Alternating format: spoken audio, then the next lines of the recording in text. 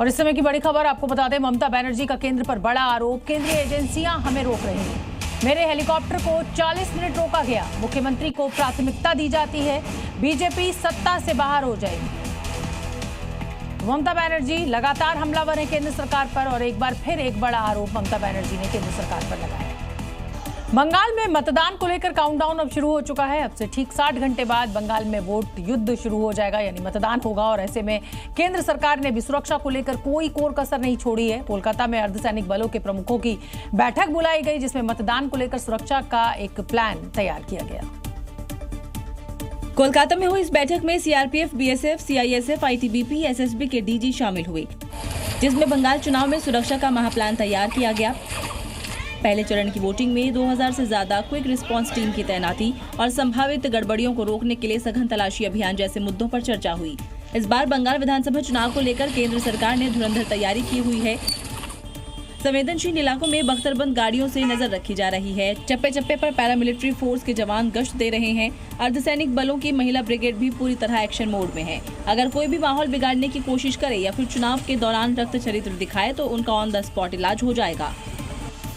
इसके अलावा केंद्रीय बल के जवान घर घर जाकर लोगों के दिल से चुनावी हिंसा का डर भी दूर कर रहे हैं। साथ ही उनसे घरों से निकलकर बेखौफ होकर वोट डालने का भरोसा दिला रहे हैं।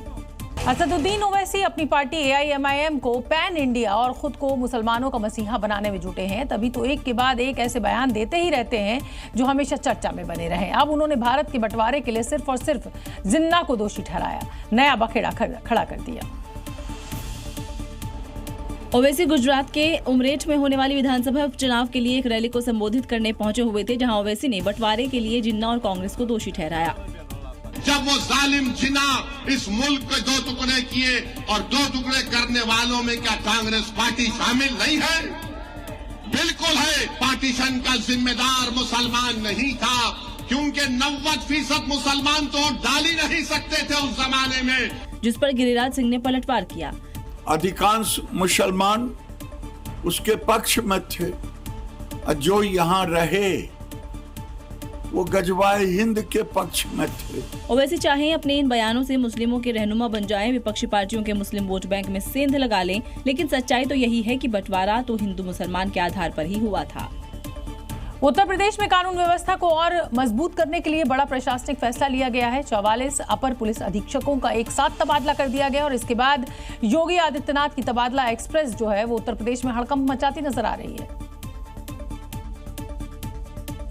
एक साथ 44 अफसरों का तबादले के पीछे सरकार के कई सारे दावे हैं। अब इन ट्रांसफर्स के साथ पुलिस विभाग में हलचल भी तेज हो गई है, क्योंकि नई तैनाती अलग अलग जिलों में की गई है। तो अब आपको बताते हैं कि यूपी में योगी की तबादला एक्सप्रेस क्यों चली।